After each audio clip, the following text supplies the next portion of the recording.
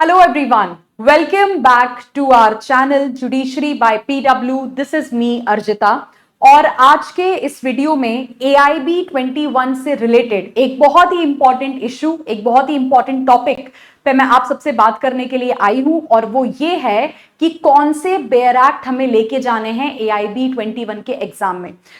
Exam आपका आने वाला है बहुत जल्द और बेयर एक्ट को लेके एक्चुअल में स्टूडेंट्स के मन में कई तरह का सवाल हैं। सबसे पहले तो कि कौन से बेयर एक्ट लेके जा सकते हैं, कितने लेके जा सकते हैं, कौन से सब्जेक्ट के लेके जाएं, कौन से सब्जेक्ट के छोड़ दें। अच्छा, बेयर एक्ट में अगर पेंसिल मार्क्स हैं, अगर हाईलाइटिंग है, अगर अंडरलाइन किया है तो क्या ऐसा बेयर एक्ट हमारा बाहर तो नहीं कर दिया जाएगा एग्जाम हॉल के।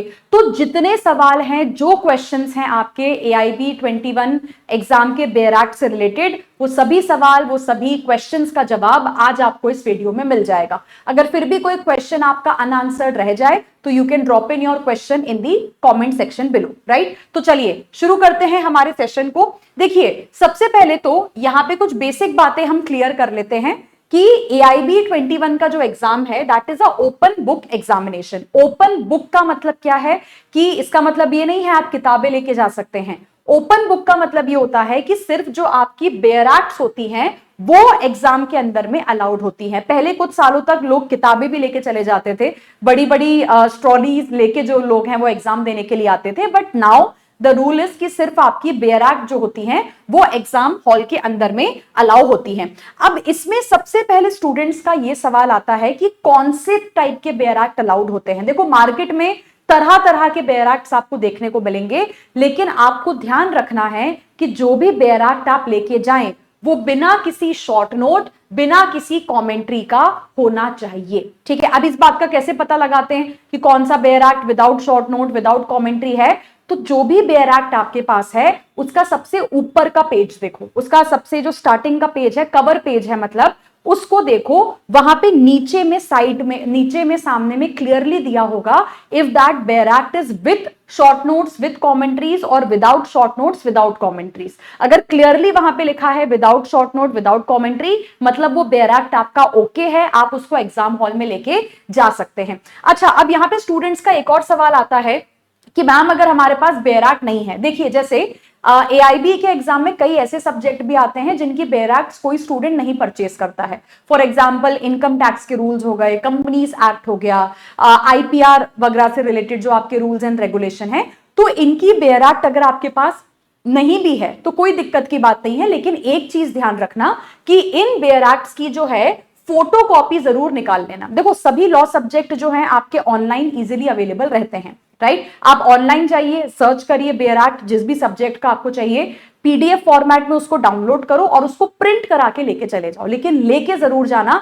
ताकि आप फिर वहां पे परेशान होंगे, कोई सवाल आ गया, बेयर एक्ट नहीं होगा तो सवाल ढूंढ के, जवाब ढूंढ के आप क्वेश्चन को अटेम्प्ट नहीं कर पाओगे। तो लेके जरूर जाओ, मैं ये नहीं कह रही, लेकिन अगर खरीदना नहीं है तो एटलीस्ट फोटो कॉपी जरूर लेके चले जाना।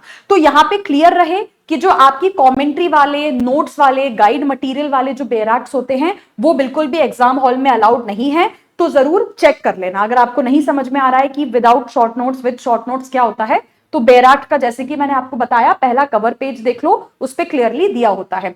अब यहां पे आ जाते हैं कि अगले चीज के ऊपर कि जो फोटो कॉपीज हैं, तो स्टूडेंट्स का यही सवाल रहता है कि मैम फोटो कॉपीज अलाउड होती हैं क्या। बिल्कुल, देखो फोटो कॉपीज भी अलाउड होती हैं। फोटो कॉपी भी क्या है, जो लॉ सब्जेक्ट आपका ऑनलाइन वेबसाइट के ऊपर अवेलेबल है उसी को आप बस प्रिंट करा के लेके जा रहे हैं, और वही जो है वो बेयर एक्ट्स के अंदर में पब्लिशर्स क्या कर देते हैं, छाप देते हैं। तो ऐसा कोई वो नहीं है कि फोटोकॉपी अलाउ नहीं होती है बेयर एक्ट की। लेकिन अगेन इस चीज का ध्यान रखना कि आप जिस भी वेबसाइट से, जिस भी लॉ सब्जेक्ट का बेयर एक्ट डाउनलोड करा के, प्रिंट करा के लेके जा रहे हो, वो देखना वो भी without notes and without any commentary वगैरह होना चाहिए। तो फोटो कॉपीज जो होती हैं बेयर एक्ट की वो बिल्कुल अलाउड हैं, बिल्कुल परमिसेबल हैं, कोई आपसे उनको एग्जाम हॉल के बाहर में नहीं रखवाने वाला है।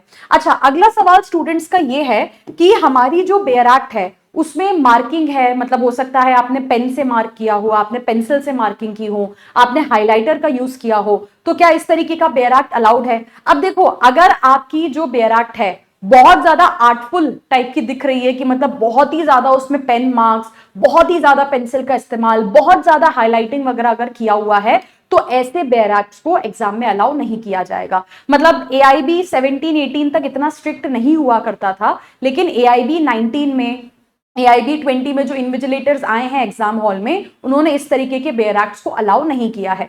छोटी मोटी अगर देखो, छोटी मोटी अगर आपने पेंसिल मार्क्स करे हुए हैं, छोटा मोटा अंडरलाइन करा हुआ है ना, छोटे मोटे आपने सर्कल बनाए हुए हैं, स्टार मार्क्स वगैरह बनाए हुए हैं, टिक वगैरह मारे हुए हैं, उसमें कोई दिक्कत नहीं है। लेकिन बहुत ज्यादा अगर हाइलाइटर का इस्तेमाल है, कुछ लोग होता है ना एकदम ही हर लाइन को गुलाबी, हरा, लाल, ऑरेंज वगैरह जो है वो रंग देते हैं, तो बहुत ही ज्यादा अगर हाइलाइटिंग का इस्तेमाल है, बहुत ज्यादा आपने नोट्स वगैरह लिखे हुए हैं पेन पेंसिल से बेयर एक्ट के अंदर में, बहुत ज्यादा मार्किंग अगर आपने करी हुई है, तो मतलब दिख रहा है बेयर एक्ट में प्रॉपर तरीके से, तो ऐसा बेयर एक्ट अलाउ नहीं होगा। हाँ, थोड़ी नॉर्मल लेवल की पेन पेंसिल की मार्किंग है, हाईलाइटिंग वगैरह करा हुआ है थोड़ा बहुत, ठीक है, कुछ मार्क्स वगैरह बनाए हुए हैं, तो उसमें कोई दिक्कत की बात यहां पे नहीं है। तो एक्सेसिव हाइलाइटिंग, ठीक है, बहुत ज्यादा मार्किंग वगैरह, बहुत ज्यादा नोट्स वगैरह, इस तरीके की जो बेयर एक्ट है उस पर मेरी आपसे रिक्वेस्ट है कि रिस्क भी मत लेना। ये मत सोचना कि लेके चले जाएं, देखेंगे जो होगा, क्योंकि देखेंगे जो होगा में ये होगा कि वो बेयर एक्ट आपका बाहर रखवा लिया जाएगा,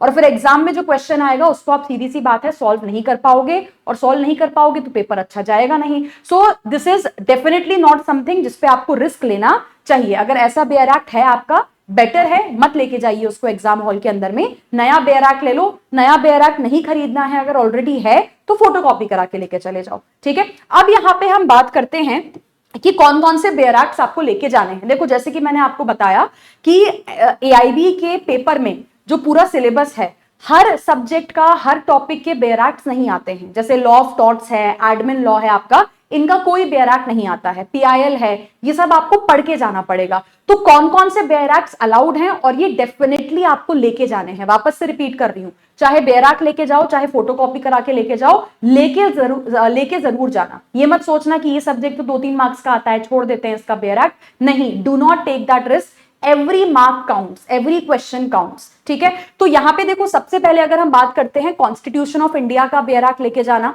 IPC भारतीय न्याय संहिता, ओल्ड और न्यू दोनों क्रिमिनल लॉज के बेयर एक्ट आपको लेके जाने हैं, CRPC भारतीय नागरिक सुरक्षा संहिता, एविडेंस एक्ट भारतीय साक्ष्य अधिनियम, CPC Indian contract act, SRA, TPA, इनके बेयर एक्ट्स आप लेके जाएंगे।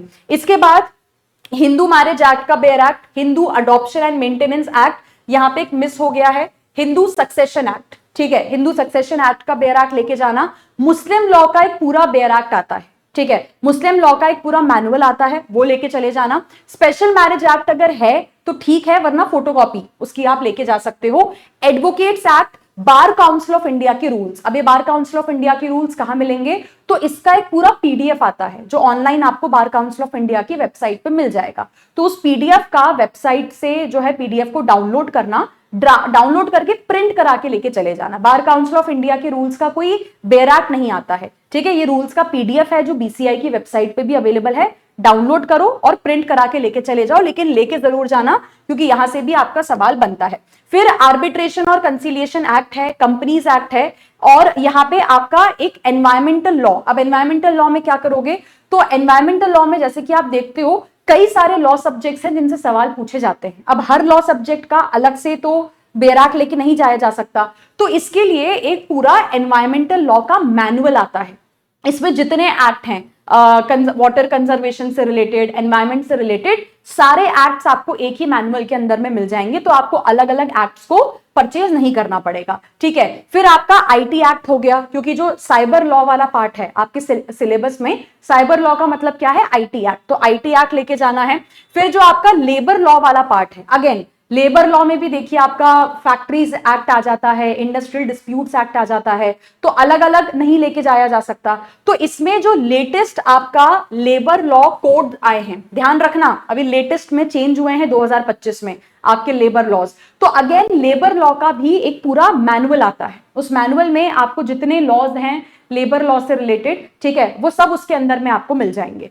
फिर आपका मोटर व्हीकल एक्ट हो गया, कंज्यूमर प्रोटेक्शन एक्ट हो गया, इनका तो सीधा सीधा बेयर एक्ट आता है, ठीक है।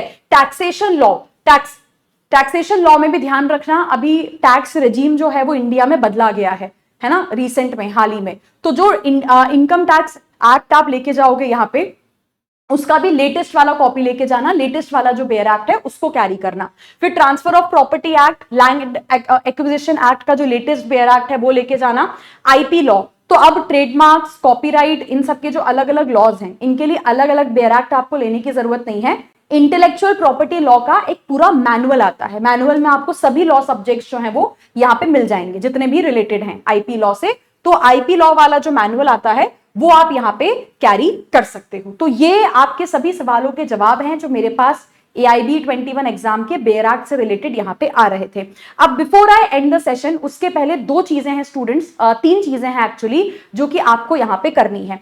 ये जो वीडियो, ये जो सेशन आप देख रहे हैं, इसके डिस्क्रिप्शन बॉक्स में जाइए। डिस्क्रिप्शन बॉक्स में एक लिंक आपको दिख रहा होगा AIB 21 के व्हाट्सएप ग्रुप को ज्वाइन करने का। क्यों करें भाई व्हाट्सएप ग्रुप को ज्वाइन? इसलिए करो क्योंकि उस व्हाट्सएप ग्रुप में 1000 क्वेश्चंस का PDF पड़ा हुआ है, ठीक है। उस PDF में 1000 क्वेश्चंस हैं जो कि बहुत इंपॉर्टेंट है, मोस्ट इंपॉर्टेंट है, जो आपको AIB एग्जाम के पहले सॉल्व करके जाना चाहिए। जो जो लॉ सब्जेक्ट्स की आपको बेयर एक्ट्स नहीं मिल रही हैं, समझ में नहीं आ रहा है कौन सी बेयर एक्ट लेके जाएं, किसकी फोटोकॉपी कराएं, सभी लॉ सब्जेक्ट्स की बेयर एक्ट उस व्हाट्सएप ग्रुप में आपको मिल जाएगी। और जितने अलग अलग लॉ सब्जेक्ट्स के इंपॉर्टेंट केस लॉज हैं, उन केस लॉज का कंपाइलेशन भी उस व्हाट्सएप ग्रुप में आपको दिया गया है, ठीक है। एक चीज तो ये, दूसरी चीज ये कि हमारा एक AIB 21 का फ्री बैच है जिसके लिए आपको कुछ भी पैसा नहीं देना है। उस बैच की लिंक भी आपको डिस्क्रिप्शन बॉक्स में मिल जाएगी, ठीक है। उस लिंक पे जाके 5 AIB के पैटर्न पे फ्री मॉक टेस्ट पेपर्स हैं जो आपको दिए जा रहे हैं। अगर आपको मॉक टेस्ट पेपर नहीं परचेज करना है मत करो, लेकिन मॉक टेस्ट पेपर जरूर से सॉल्व करके जाओ ताकि एक अच्छी प्रैक्टिस आपकी एग्जाम के पहले हो जाए। तीसरी चीज ये, AIB एग्जाम के बाद 8 जून को हमारा एक वेबिनार यहां पे होने वाला है, ठीक है। ये वही है कि व्हाट्सएप ग्रुप आप ज्वाइन कर लो, AIB का फ्री बैच ले लो जिसमें आपको 5 मॉक टेस्ट पेपर मिल जाएंगे। तो 8 जून को शाम को 6 बजे हमारा ये वेबिनार होने वाला है जिसमें हम आपके साथ बात करेंगे कि अब AIB एग्जाम के बाद क्या करें, जिनका अच्छा पेपर गया वो क्या करें, जिनका पेपर सो गया वो लोग क्या करें। तो उसके लिए अगेन डिस्क्रिप्शन बॉक्स में एक लिंक दिया हुआ है, उस लिंक के थ्रू आप अपने आप को इस वेबिनार के लिए क्या कर सकते हैं, रजिस्टर कर सकते हैं। So thank you so much once again, take care, all the best for your preparation, bye bye.